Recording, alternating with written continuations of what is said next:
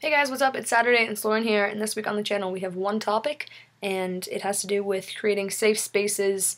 I don't know if it's specifically within the LGBT community, but that's kind of what I'm going to focus on.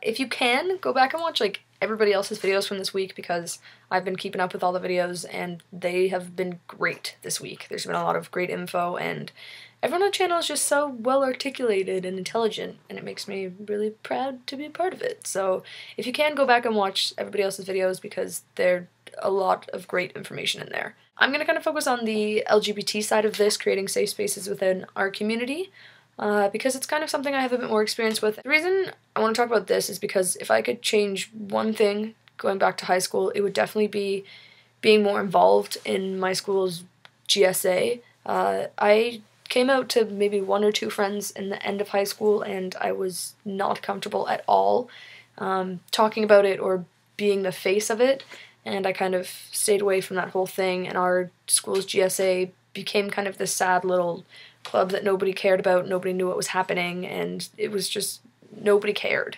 And that makes me really sad now, looking back on how passionate I am about these issues, that I kind of sat idly by while that happened.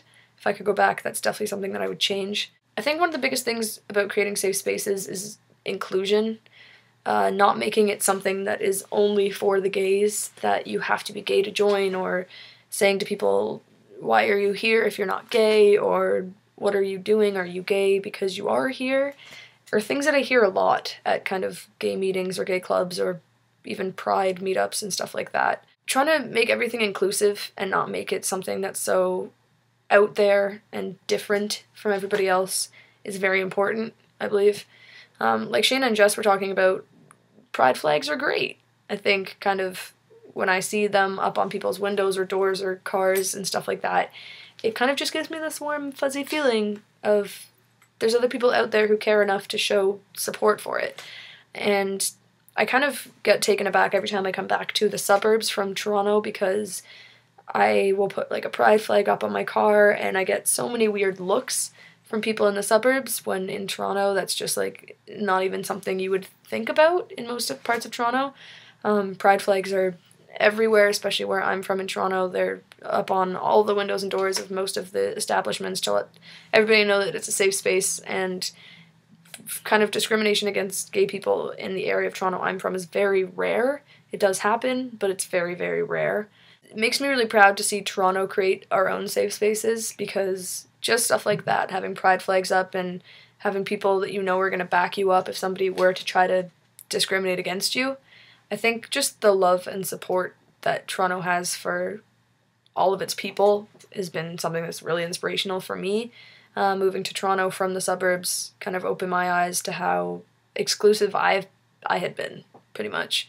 That I kind of wanted to just find a group of other people who were gay and kind of find a way to understand myself through them, instead of kind of finding myself through everybody, if that makes sense. Jess kind of talked about this in her video, that you would think that if you're at kind of a pre-drink or a meeting or some kind of organization for the LGBT community, that it would just be so inclusive and you wouldn't have to worry about being discriminated against. And some of the most discriminatory people I know against bisexuals or transgender or gender neutral or queer people are people within the community. People who think that you have to be gay or straight, or bisexuality doesn't exist, or bisexuality is just a gateway to being gay, that you're just not comfortable enough yet to call yourself gay.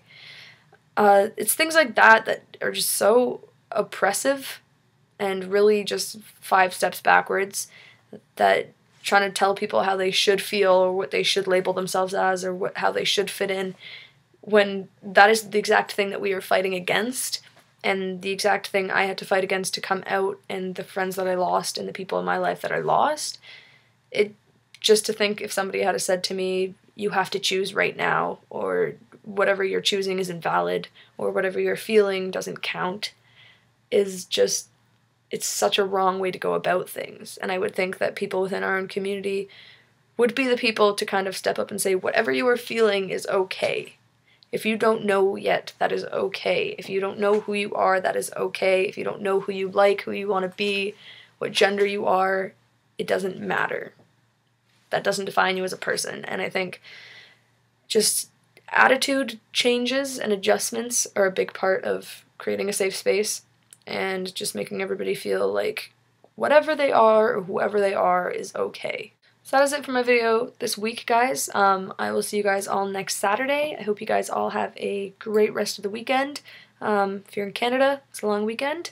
I don't know if that's a thing in the States this weekend, but we have that here. So enjoy your weekend, and I will see you guys all next Saturday. Love you guys. Bye.